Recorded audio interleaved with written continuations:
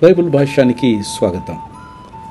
దాన ధర్మాలు, దాతృత్వాలు, దయ, ఇవి పరిశుద్ధ గ్రంథమైనటువంటి బైబిల్లో వాడబడినటువంటి అనేక సందర్భాల్లో దేవుని యొక్క సుగుణ స్వభావాలను తెలియచేస్తుంది. ఇటు దాన ధర్మాలను గురించినటువంటి గ్రీకు భాష వాడబడినటువంటి పదం ఎలియమోసునే అనేటువంటి పదం వాడబడ్డది. ఎలియమోసునెరీ అనేది ఆంగ్లంలో దయా ధర్మానికి సంబంధించినటువంటి పదంగా చూస్తాం. ఎలిమోసునా అన్నది లాటిన్ పదం, పేదలకు దానం, కరుణ, దయ అన్నటువంటి పదాన్ని సూచిస్తుంది. ఎలిమోసునే అనేది గ్రీకు పదం, ఇది పేదలకు చేయూతనివ్వడాన్ని ఇది ఉదాహరిస్తుంది.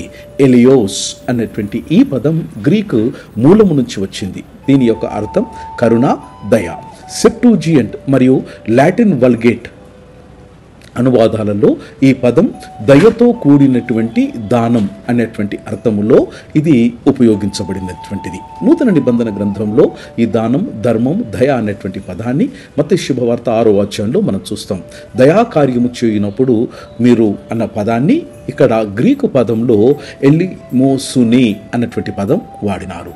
అపోస్తుల కార్యములు 10వ అధ్యాయంలో కొర్నేలియుడు అనేక దయాకార్యములు చేసెను. ఈ సందర్భంలో దయాకార్యాలు అనగా పేదలకు భక్తితో, ప్రేమతో, నిష్కామ కర్మతో చేసేటువంటి సహాయం అన్నది దీని యొక్క భావగర్భితమైనటువంటి అర్థం.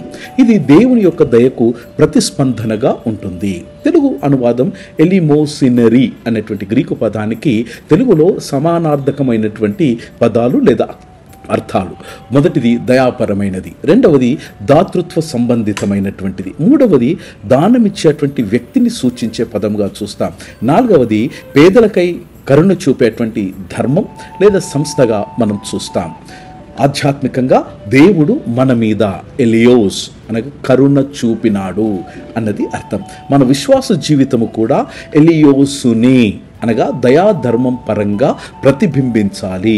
మూడవది ఎలిమోసినరీ జీవితము దయ అనేది దయ మరియు దాతృత్వంతో నిండిన జీవితమై ఉండాలి.